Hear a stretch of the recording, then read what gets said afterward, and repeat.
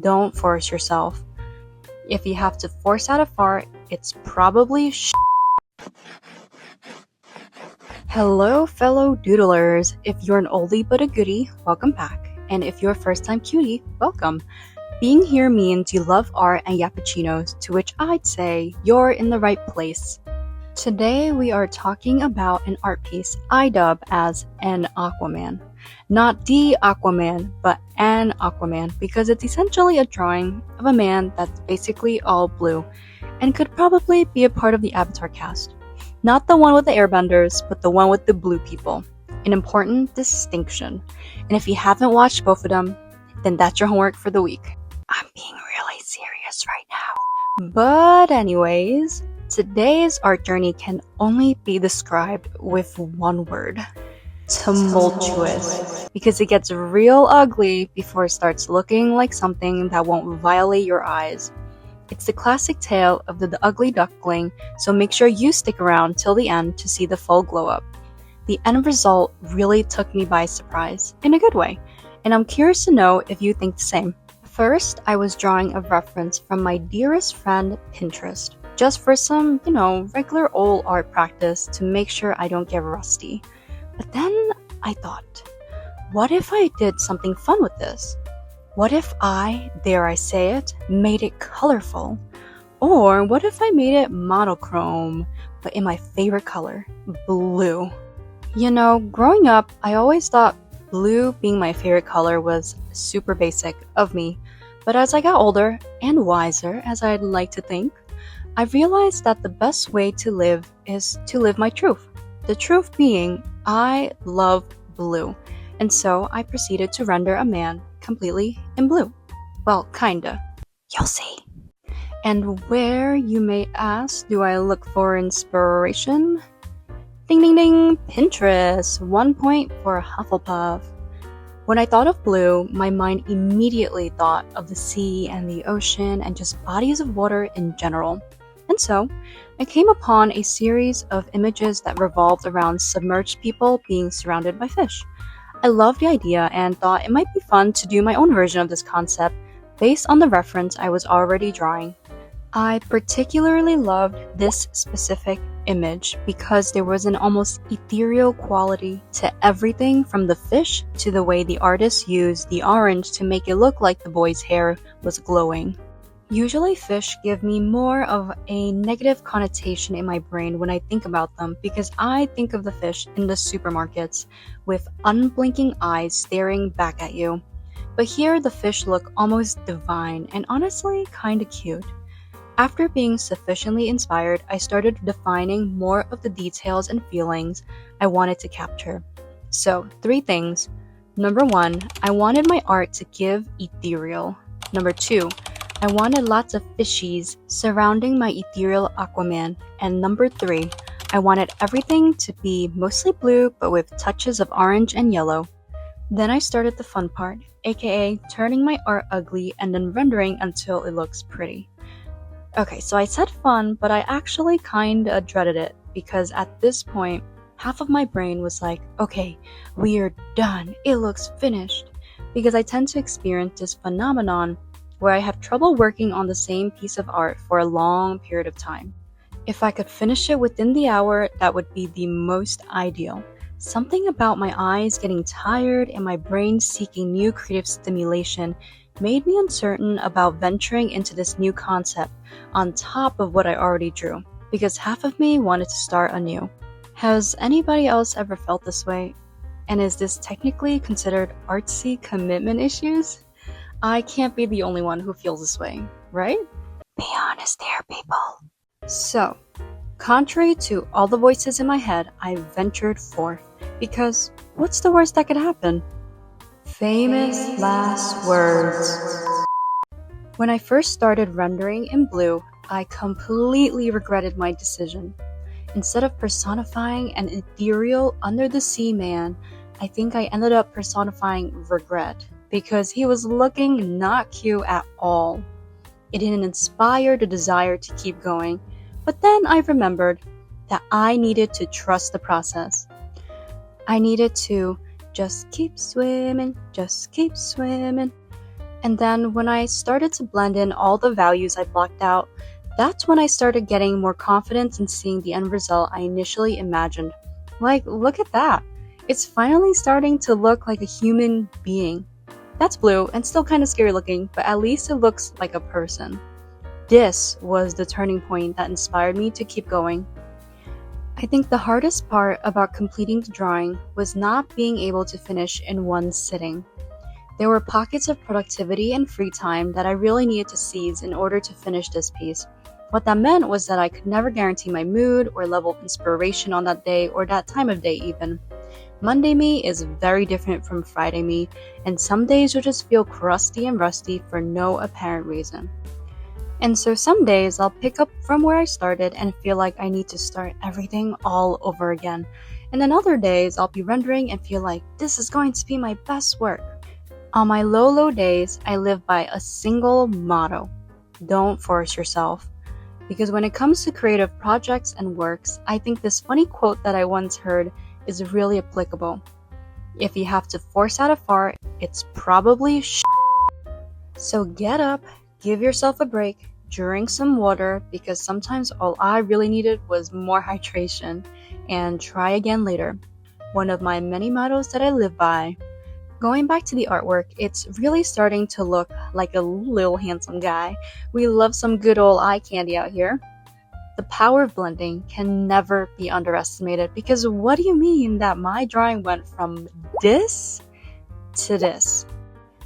And now that we're at the nose rendering part, in my previous video, one viewer, a first-time cutie, wrote a really relatable comment about how difficult noses are to draw, and I completely feel that to my bones.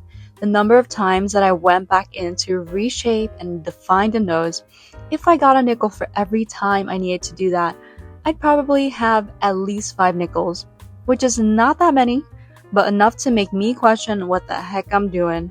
And because I wasn't humbled enough, hair rendering had to join the fray. Although I think compared to my previous video where I rendered hair, I personally think I've made some mild improvements in my technique, but I guess you guys can be the judge of that. Let me know in the comments below what you think, and if there are any hot hair tips that you personally like to use and want to share. Honestly, whenever I start feeling overconfident as an artist, I can always be sure that hair rendering will be there to take me down a peg. It's my trusty humble pie that I know I can always rely on.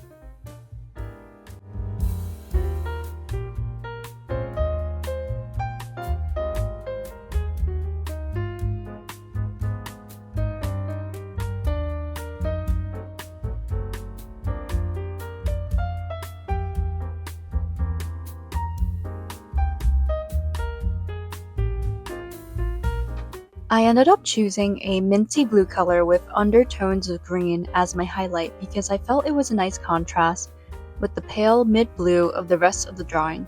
And since the purplish color I chose for the shadow leaned warmer, I thought it might be nice if the highlight color leaned cooler. Was there a specific scientific reason based on color theory? Absolutely not. I was just following my heart, and as always, say it with me now, people. The heart gets what the heart wants. Plus, it looked pretty, and that was enough reason.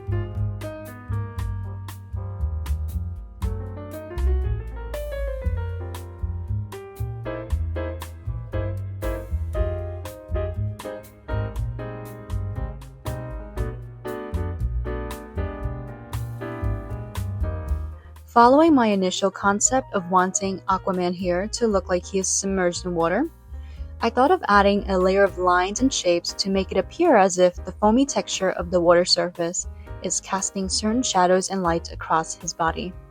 I've never drawn this effect before, so I turned to my trusty friend Pinterest once again to find some references.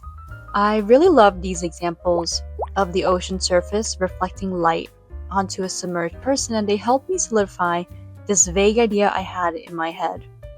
At first, it didn't look like much, and it even felt like I was graffitiing over my existing rendering. But as I said before, we need to trust the process, and by we, I mean me. After some small tweaks, adjusting the blur level and cleaning up some of the lines that were too thick, the end result was actually not too bad. I think for my first time rendering this effect, I could live with the result, and I wasn't overwhelmed with the need to start all over again. So I consider it a win.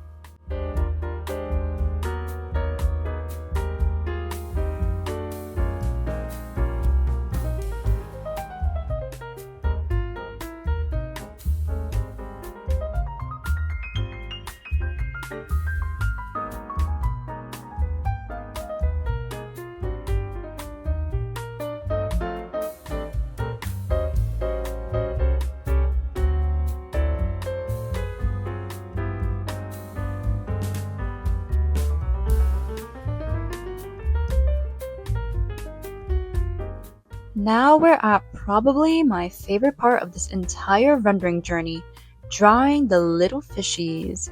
I never had a reason to extensively draw fish before, so I was surprised at how much fun they were to draw. The streamlined bodies of the little fish felt like they really embodied flowing water, and it almost felt like my pen was flowing as I was drawing them. Because, to be completely honest, after I finished rendering the man and the background, I was losing steam. Oh no! Remember that little phenomenon I was talking about in the beginning of this video? Well, I was feeling it at this point in the art process. Maybe it's because at this point I was staring at and working on the same concept, idea, and colors for a hot second now, and my eyes were getting tired of looking at the same thing. It was to the point where parts of the art that looked perfectly fine previously were all starting to look kind of funny, like nothing was looking quite right. So what did I do? I allowed myself a short break, and then I had to just keep swimming. And so I was really glad that when I started to draw the fish, I had a lot of fun with it, and the little spurt of joy helped me push through and finish this piece. Otherwise, what you're seeing now might have been just a sculpted dude underwater for no good reason. And the video would have already been over, so our little aquatic friends really saved the day. Remember this photo from earlier? Well, in this specific image, I really loved how the artist used the complementary color orange and yellow to add warmth and light into the art, and I wanted to do the same as well. I think adding these additional pops of color gave my drawing more direction. What I mean by that is, there was more of a defined place from where the light was shining, which was from the right side, and the colors just lifted my entire artwork. Or maybe my eyes were just tired at looking at shades of blue, even though it's my favorite color. And the orange was a nice visual break. Either way, the orange-yellow shades looked right at home amongst everything else.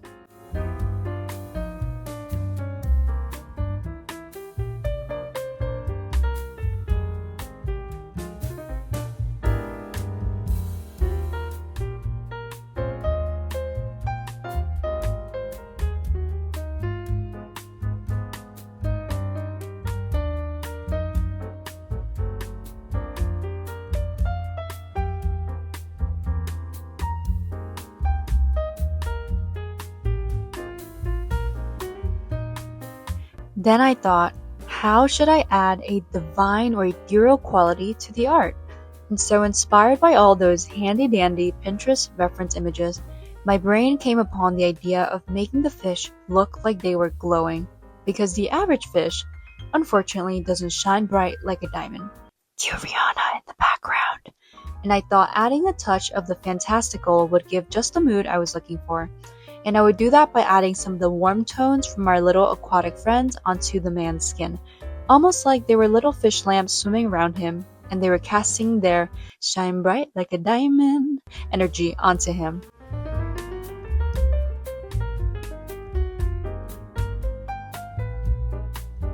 And now, friends, we are at the end of today's art journey. Let me know in the comments below what you think, and if you want to make sure you get your weekly dose of yappuccino, make sure to click that button. You know what button I'm talking about. But for now, I'll chat you next time.